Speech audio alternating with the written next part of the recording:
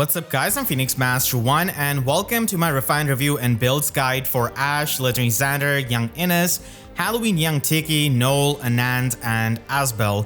So let us begin with Ashe, who is a free-to-play OC from Book 6, and I didn't really have the highest expectations seeing the track record of these free OC refines, but in my opinion she has won this refined patch. So Horn of Opening did give her slaying effect and the -6 attack debuff on the foe in the combat, and now with the refine she gets plus 17 attack, plus 16 speed, and plus 11 defense and resistance in combat. She gets a bit less defense and resistance, but that's compensated by the -6 attack debuff that she does, and she also has the guaranteed follow-up attack and the follow-up denial.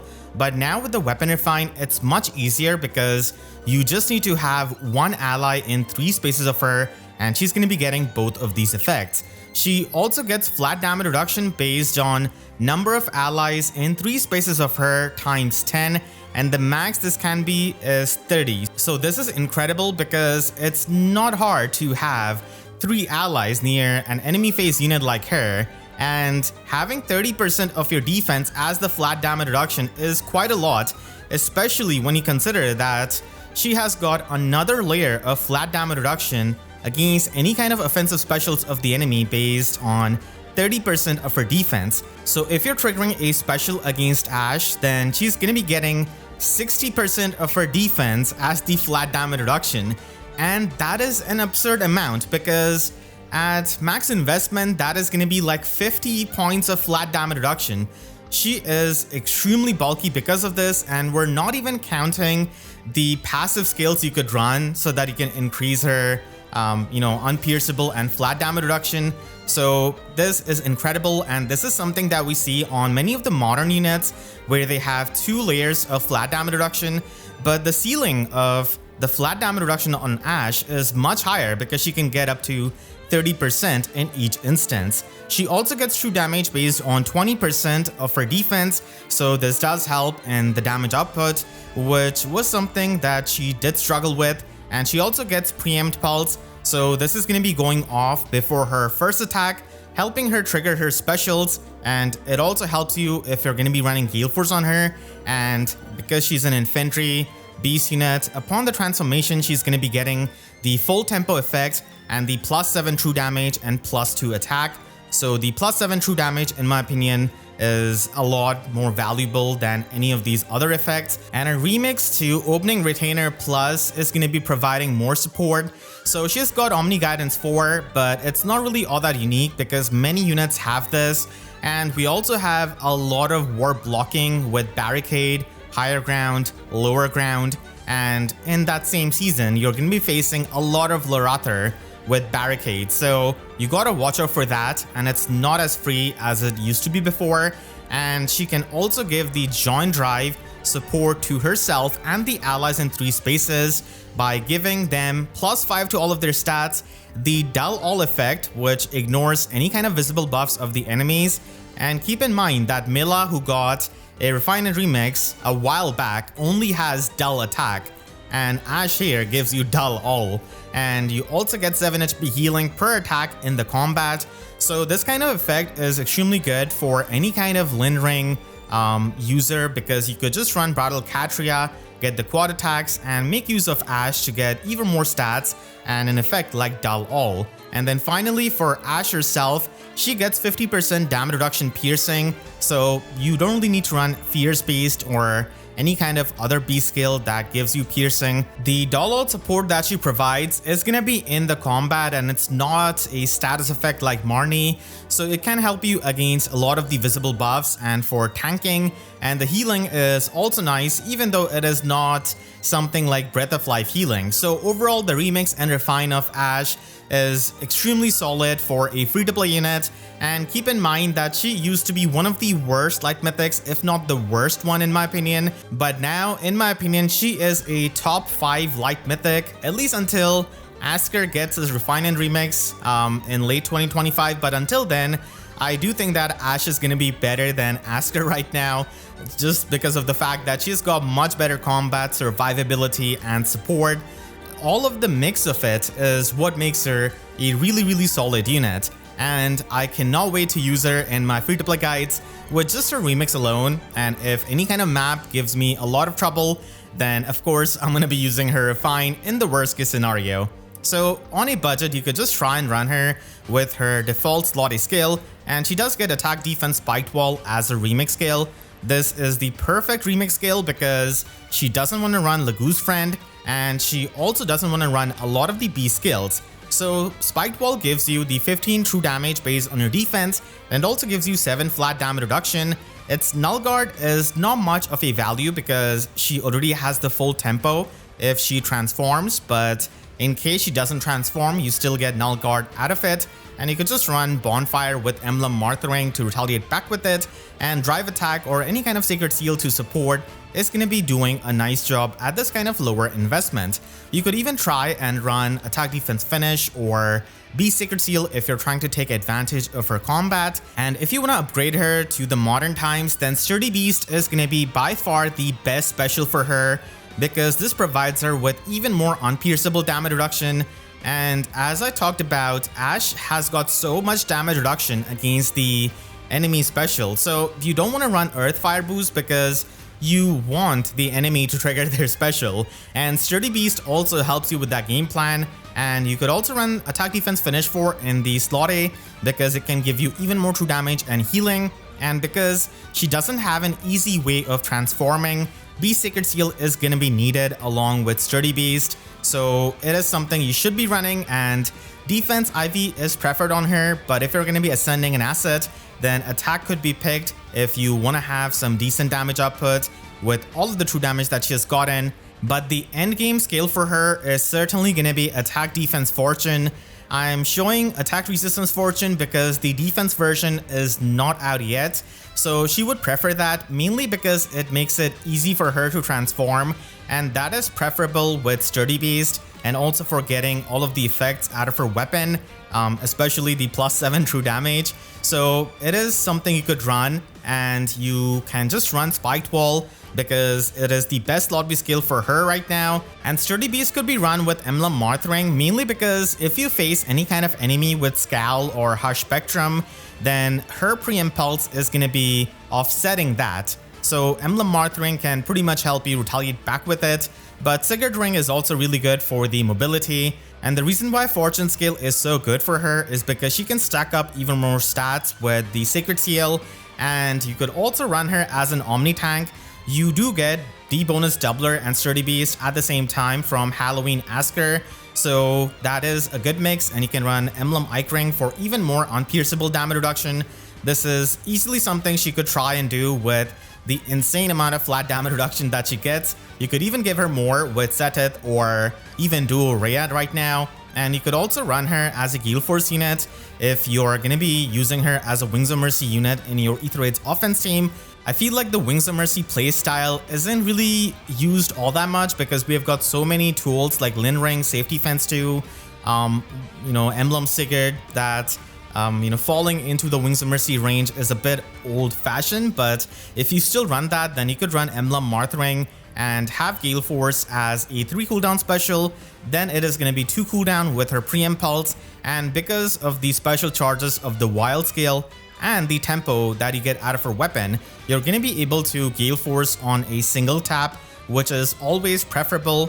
And then finally, she could be used in Summoner Duels as a frontliner. So she could be run with the similar kind of build that you see on Hathrin, but the difference is that instead of giving you Divine Nectar, she gives you the Warping, and she also hits a lot harder.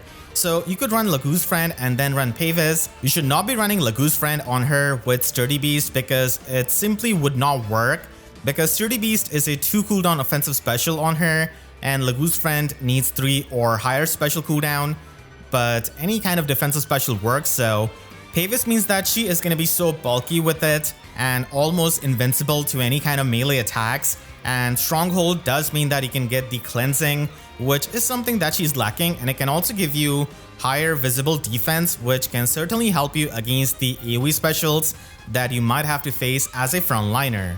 Legendary Xander was unfortunately a bit unimpressive at his release, but now he becomes much powerful and quite a strong unit. So Ebon Bulwark did have the slaying effect, and now he gets the +1 movement status out of it, but it is only given to him if the number of allies in 2 spaces of him is 2 or less than 2. So that kind of condition is a bit annoying. I'm not sure why it's there when units just get the +1 movement for free, but I guess you could try and position him with his Canto and everything. So to himself and the allies in 2 spaces, he now gives +6 attack and speed buff, the null follow-up status, and the special charges status. The null follow-up status support is really useful for game modes like Summoner Duels and Arena, where Xander is going to be most used in, and now with the Refine he gets +16 to all of his stats. He also gets massive amounts of true damage based on the number of bonus status active on him and the foe. So this is kind of like Harass Valgar, but it is not unlimited, so it is going to be capped at 25 true damage, and you also get 7 HP healing after the combat. He also has attack speed null debuffs, so this can just make him not care about those debuffs, and he also gets 7 flat damage reduction on foes first attacks, including the brave hits. This might not really seem much, but keep in mind that he does get even more flat damage reduction out of his weapon. You can run Haste Slice, you have got the Excel skill, so all of that can make him extremely deceptively bulky, and he is not going to be dying all that easily. Finally, he also gets the passive 50% damage reduction piercing, eliminating any kind of need of running no quarters. So you could run many different specials, but the real power for him comes through his remix to his Chivalry. So now he has got Canto remaining +1 movement, and minimum this is gonna be 2. So this is really great because he doesn't need to run the Sigurd Ring. He already has Canto and he already has the +1 movement, so it frees up his ring slot, and he also gets the 50% damage reduction in the combat and also against the AoE specials. So this is the pierceable form of damage reduction. It's not as good as flat damage reduction, but still its AoE damage reduction can be helpful, especially if you support him with these stone tiles. And he also debuffs the enemy for -5 attack, speed, and defense in the combat, and he gets true damage based on 25% of his attack, kinda similar to Atrocity of Dimitri, and then he gets flat damage reduction based on 25% of his attack. So that is another layer of flat damage reduction, and like I said, this makes him deceptively bulky, and to get the max 25% true damage and flat damage reduction, you need to make sure that the enemy is above half health. So it's not that hard to get, and then he has got the momentum built into this skill, so it is going to be counting the number of spaces moved, and max this is going to be giving you -3 preempt pulse, but it is going to be by default -3 cooldown preempt pulse if your enemy's HP is at or above 75%. So again, it's not that hard to do, and this is much better than momentum, and this means that he is gonna be a scowl-proof nuke in many ways, because even if the enemy has got like 2 layers of scowl like Duorea, you'll see that often he's still gonna be able to trigger his special, and then because of his special charges status, he can trigger that special again on his double. So the main thing that he's kind of missing is the Null Guard effect, in my opinion.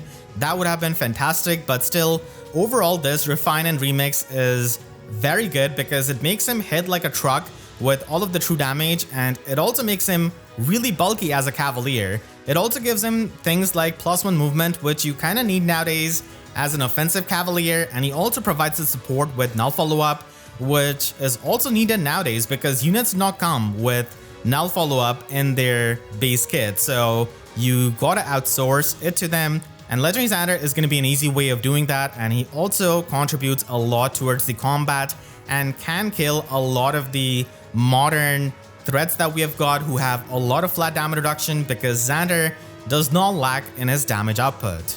On a budget, you could run Emblem Celica Ring because he doesn't need Marth Ring with all of the preempt pulse that he has got, and he does not need Sigurd Ring. So Celica Ring can help you traverse across the trench tiles, and it can be another form of mobility. And Excel skill is something that he has gotten in his remix, and this is also a perfect remix skill because it can give him even more flat damage reduction, and this is the best skill for a mixed phase Cavalier like him. And you could actually keep Colorless Feud because now it's really useful because of Duorea, who gives out the miracle effect to her allies in 3 spaces. So with the feud skill, you're able to ignore any kind of support from their colorless allies. This doesn't negate the miracle of Rhea on herself, but it does on her allies. So it can still be helpful on a budget in something like Arena Assault. However, if you're trying to update, then you can certainly try and run Fatal Smoke 4 in a Slotsy. I feel like this is the best Slotsy skill for several reasons. Again, Duo Rhea is one of the miracle units, and then we have got Marnie, we have got Duo Winter Lear, and we also have a lot of non-special miracles, and there's not many options that these Cavaliers can run. And Xander already gets the visible buff, so there's not much of a need of running inside attack speed on him, and Fatal Smoke can limit the healing of the enemy and also, just ignore their non-special miracle. And another thing is that Xander likes the enemy at higher HP or at, ideally full HP to get the max effects out of his weapon and slot B skill. So if they survive with 1 HP and if they heal up some HP, then Xander could have trouble just killing them off. Astra used to be a meme special in the early years of FE because it was complete overkill and it also had high cooldown, but now it's legitimately a good option because it's easier to trigger these kinds of high cooldown specials, as you can see with his remix Chivalry. And Astra also gives you a lot of damage output, which is needed to kill these units with like 3-4 layers of flat damage reduction. So this can definitely help you in matchups like Duo Rhea or Neo Nidhogre. So Astra could be run with Emblem Martyring so that it becomes a 2 cooldown special, and then you could trigger it with the pre-impulse of a slot B skill. And if you want to trigger this against Duo Rhea, even if she has got 2 layers of Scowl, then you could provide him some kind of special charges support externally. And this does mean that if the enemy doesn't have a guard skill, then you're going to be triggering Astra again on your double because of his special charges status. Prime Sacred Seal is also something you could run if your Clash Sacred Seal is engaged on some other unit. So I just wanted to show this as an alternate option. And you could also give him Gale Force. He is an extremely good Gale Force unit now because of the pre-impulse working with it. So with Emblem Martyring, you can guarantee trigger it. And again, Fatal Smoke is helpful. Even without any kind of offensive special, Legendary Xander still does quite a lot of damage. And sometimes not having an offensive special can help you because you're not going to be triggering the damage reduction part of specials like Sturdy Beast or Dragon's Roar. So in that sense, Gale Force can help. And he is a 4 movement Cavalier, so you can take advantage of it. And at max investment, he does want to have the fodder of Valentine Dimitri. Haze Slice is going to be his best special because it is going to be a 2 cooldown special for him, and he gets -4 pre-impulse with this build. So even if he faces Duo Rhea with 2 layers of Scowl, he's triggering Haze Slice. And Haze Slice can give you even more unpierceable damage reduction, which can ensure his survival. And Haze Slice does scale off your attack. It's mainly going to be a player phase special, but it's really good for him because he doesn't want to run no quarter. He already has piercing in his weapon, so it's a bit redundant, and it's much better to run Haze Slice instead. And Shadow Shift does come with Haze Slice from Valentine Dimitri, so it's a pretty good option on a Cavalier like him who already has Kanto in his remix. And even though Shadow Shift is not Fatal Smoke 4, it is still an option. But for Arena, you should be running Fatal Smoke 4 because you're going to be facing +10 Marnies in every single match. And if you're unlucky or if you're at higher scores, you may even face +10 Duo Rhea or +10 Winter Duo Lear. So that's why Fatal Smoke 4 is just too invaluable for a unit and a nuke like him. And Haze Slice is a high scoring special, so it is perfect. And Rally Defense Res Plus could be run so that it could fully buff up an ally. And Distant Counter Melee Sacred Seal is going to be needed if you want him to have the max arena scoring. Young Innes was at one point in the game the best free-to-play unit because he was your savior against Brave Ike and his Irvan Weapon Refine, and also against Fallen Edelgard. So now he has got the Refine to Bro Ophelia, and he did have Slaying and 100% damage reduction piercing on his specials, which was insane for that time. And now he gets +11 attack and speed in the combat and +10 defense and resistance in the combat.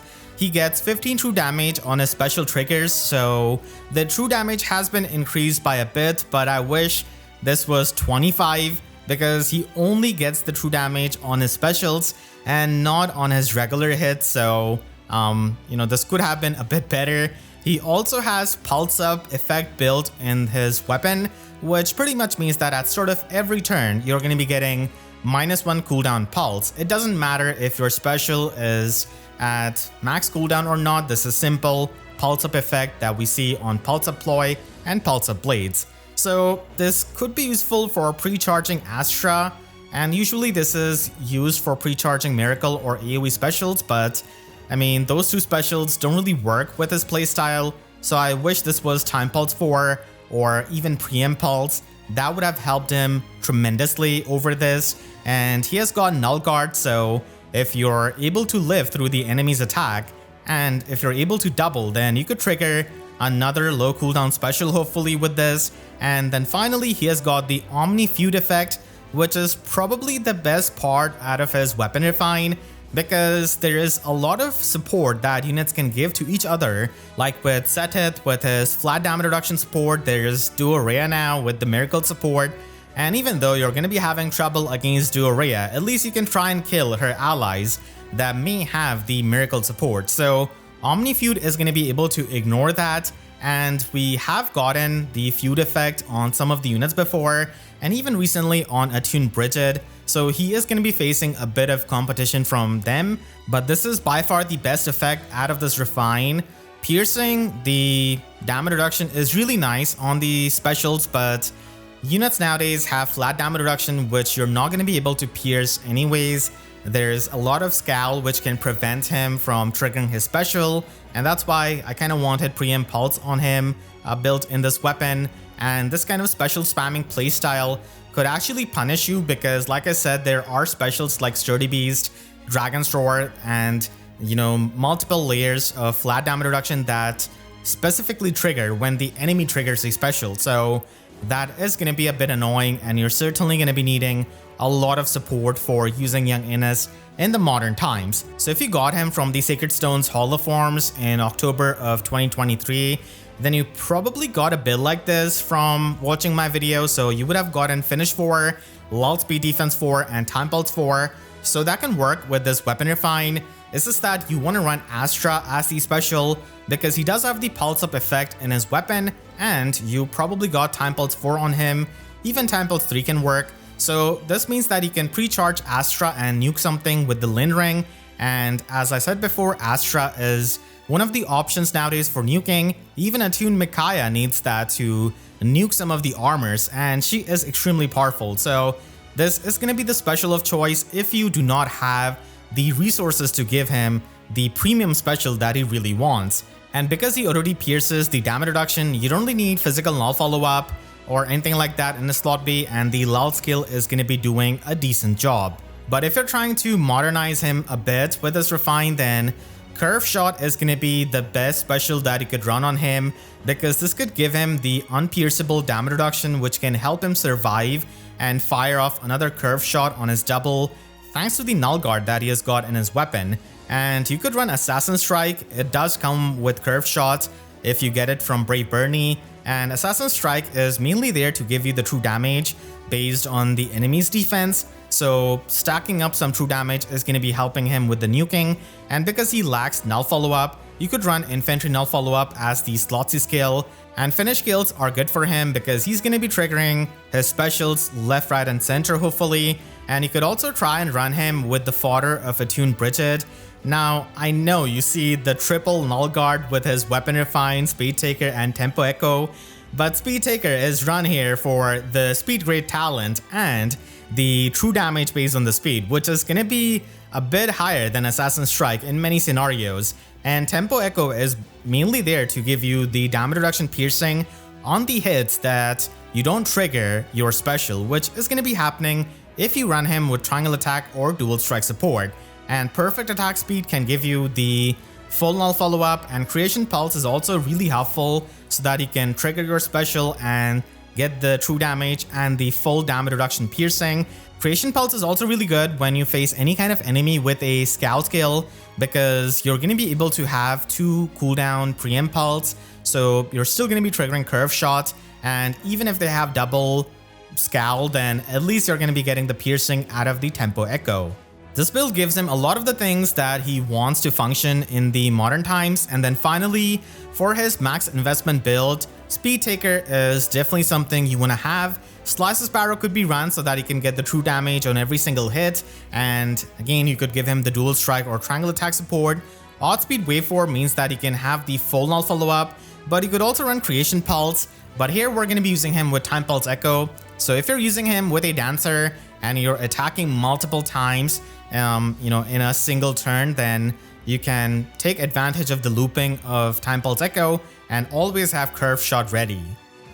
Halloween Young Tiki is one of the earlier harmonic units, and she did have Frostfire Breath, which has the effective damage against dragons. It doesn't have Slaying built in, and neither does she get in her Refine.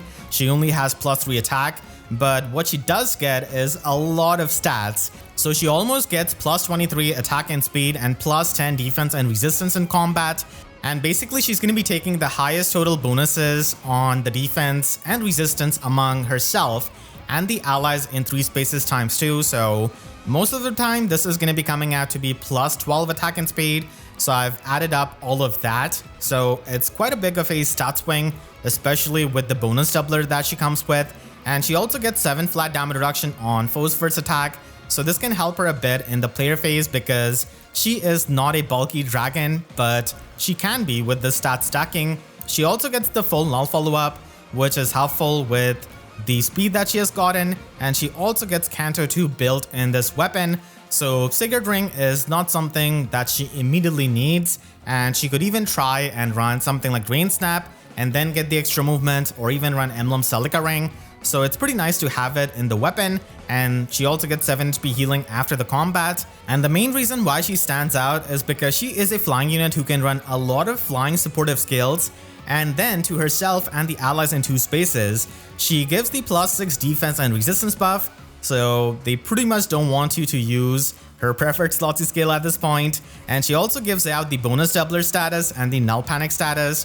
So bonus doubler is nice, but just keep in mind that there's a lot of dull all and dull effects in skills like fortune skills, and dull all status is given out by many units, even many free-to-play units. So bonus doubler is not something you can always use, and there's also the ploy status, which can disable it. Null panic is really nice though for protecting yourself from the panic, especially from someone like Lorather, who is a really common unit. And you could also try and stack up even more support, so even if you don't have her at highest merges, at least she can give you this kind of support. And then finally she also gets 50% damage reduction piercing, which is nice because it would have been pretty hard to get this piercing as a flying dragon.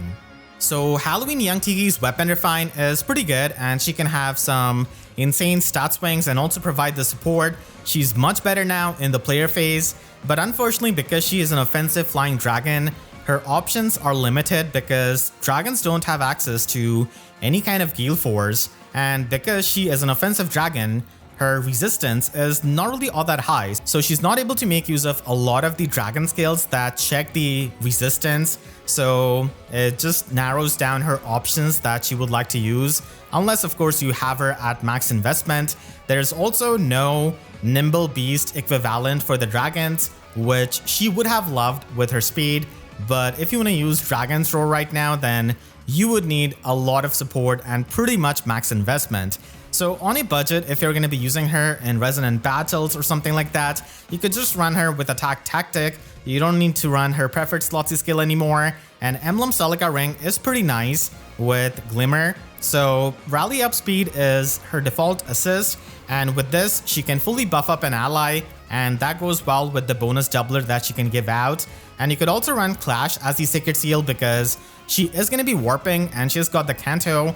But if you want to give her some expensive skills, then it is certainly going to be needing Attuned Ivy and some other units. So you could give her Deadly Miasma and Soaring Echo from her, And Deadly Miasma helps you even more with the stat swings because it debuffs the enemy for -5 to all of their stats. It also has the dull effect, and you can set up the haste terrain. And Occultist Strike is going to be her main way of getting some true damage with a slot B skill. And true damage is something that she needs because she doesn't get it from her weapon refine. And Excel skill is also really good for her because she's not the bulkiest, but she can get that flat damage reduction, and combining it with her weapon, she is going to be able to survive a bit more things. Finally, at max investment, as I was saying, you could run Dragon's Roar because then with a lot of support, a lot of stat stacking, she is going to be able to have a decent amount of resistance to make use of it with momentum, so she could immediately trigger it, and she could run the Rain Snap skill. She already has the Canto with her weapon.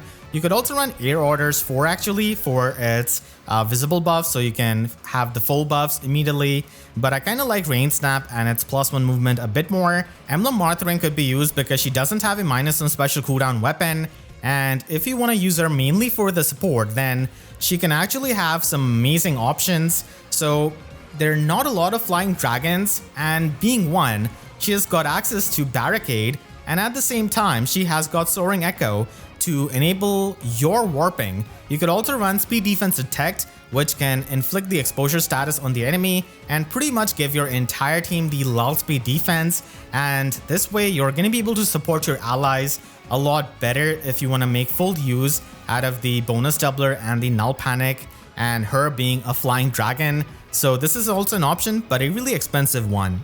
Knoll was a demote, and unfortunately he didn't get a preferred weapon, so he was a bit generic and it was not really all that incentivizing to invest in him. He gets Dark Monograph as his preferred weapon now, and using this he can debuff the enemy for -10 attack speed and resistance in the combat, and he also gets true damage based on 20% of his resistance, so this can help him with his damage output. He also gets special cooldown +1 per attack, which is a bit weird because he doesn't have any kind of flat damage reduction in this weapon to, help him survive for the double.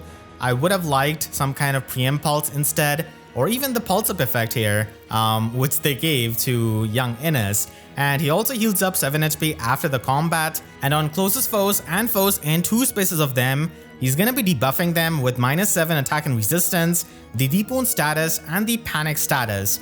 So he's basically like a free-to-play Fallen Julia, but not really because he doesn't inflict the Null Miracle status, which is in high demand because of Duo Rhea, Marnie, and those kinds of units. He only inflicts the Deep Wound, so you're going to be stopping their healing, which is still really nice, but their Miracle is not going to be getting stopped. And Panic is not that hard to access nowadays, so it's not the most high value debuff that he could do on the enemies, but still the fact that you're able to splash this on multiple enemies without a stats check is really helpful and can at least give him some supportive aspect. So this is the saving grace for Knoll, because otherwise the other effects don't really do too much for him, and he does get the attack speed resistance null debuffs, so he's not going to be getting bothered by any kind of debuffs on them, and he doesn't need to run a unity skill. And then finally he gets a guaranteed follow-up attack because he's not all that fast, and mainly he is going to be stacking up his attack and resistance. So Knoll's weapon refine is average, it's nothing really too impressive. You could definitely try and double down on the status effects, but it is not to the level of the other demote refines of, Ileana that we have seen, and certainly not Setith, who is the free-to-play god. If they had just given him the flat damage reduction based on his resistance, that alone, in my opinion, would have made him a lot better as a unit, and it would have been a lot closer to Ileana's weapon refine, but unfortunately, he doesn't even have the 7 flat damage reduction, so mainly he's going to be trying to nuke and support. So if you're trying to build him up with the Divine Code's fodder, then Special Spiral 4 is going to be needed so that you can pierce the damage reduction and loop your Iceberg. And if you live, and if your enemy retaliates without a guard, then you're able to retaliate back with another Iceberg on your double. And you could run Emblem Martyring to have a 2 cooldown Iceberg. Still Water is fine because he does have the null debuffs from his weapon. So if you don't have access to Crystalline Water, it's still fine, and you could run a ploy skill in a slot C. Attack resistance ploy is a bit redundant though with his attack and resistance debuff out of his weapon, so that's why Pulse of Ploy is the perfect slot C skill for him. And if you have a Fallen Veil, then her fodder is really good because you give him the Crystalline Water. This can help you get rid of the Panic with its cleansing, and you also get the Tempo skill for the piercing, and it has good synergy with the special charges of his weapon. And I would certainly recommend you to stack up his resistance because Pulse of Ploy is one of the best skills that he could run to have even more debuffs on the enemies and also to have his special ready. But if you don't want to run any kind of ploy skill, then you could go the route of running him with Slide Mirror and Resonance 4. So he does have enough HP to easily make use of it, and because he debuffs the enemy for 2 status effects, Creation Pulse becomes something that you could try and use and immediately trigger Flare on your first attack. And then if the enemy doesn't have guard, then you can trigger Flare again. You can even run the Tempo Sacred Seal, but Finish skill is actually really nice for getting even more true damage. So we're stacking up a lot of true damage, as you can see, with Slide Mirror, with Resonance, and also with the Sacred Seal. And finally, at max investment, I think the best way of using him is with Speed Resistance Discord and Pulse of Ploy. These two are going to be his main skills, again for debuffing the enemy with the Discord status, with the exposure status, with the ploy status.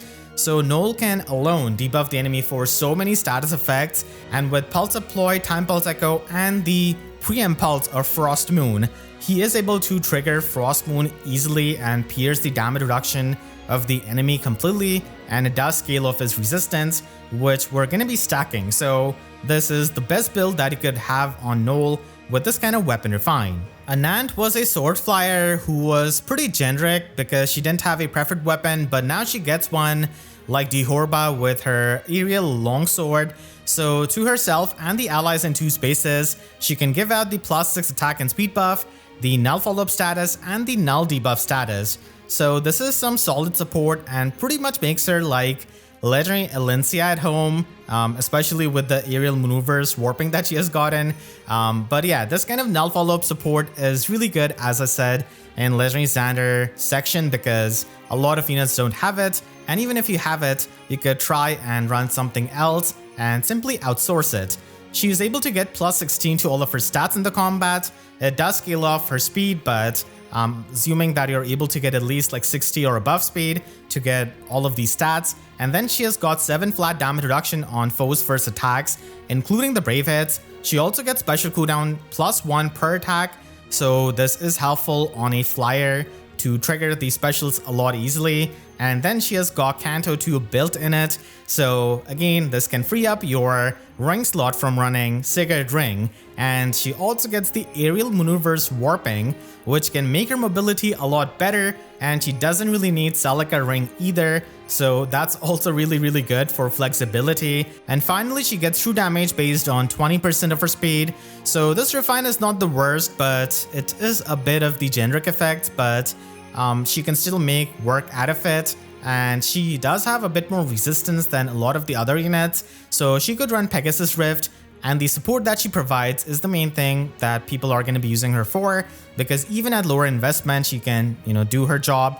And if you're going to be running her on budget, then you could run her with Gale Force with Emblem Marthring, and because of the special charges of her weapon, it's not going to be all that hard for her to trigger it, and Hit and Run becomes a pretty nice slot B skill that is cheap with the Canto 2 that she has got, so she can retreat much better, and Attack Speed Catch could be the upgrade that you could do, and then Defense Tactic could be run so that you could buff up another stat of an ally.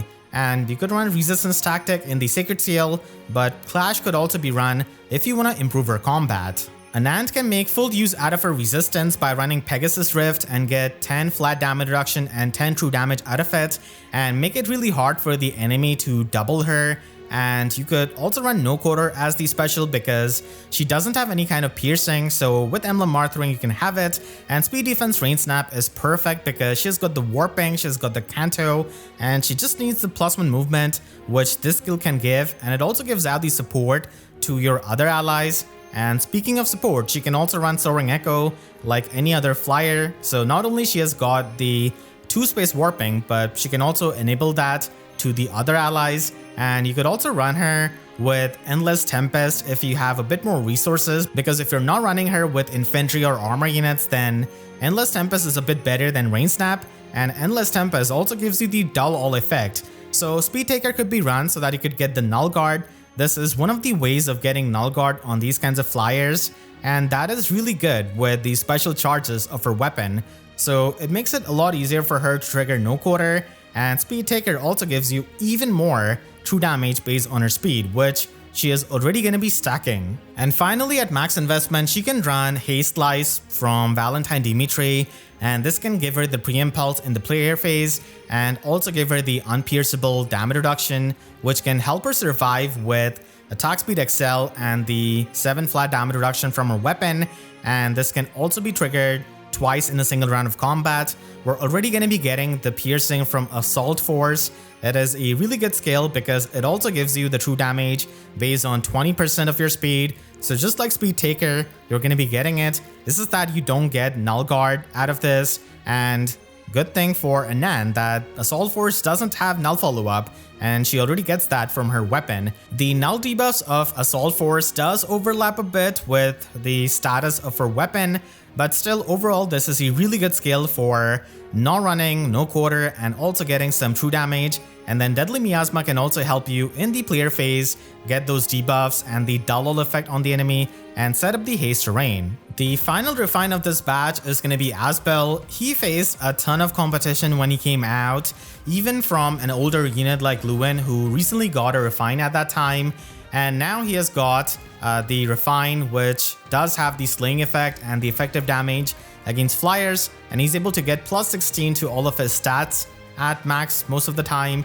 He also has the Dull All effect, ignoring any kind of visible buffs of the enemies, and as expected, he does get true damage based on 20% of his speed.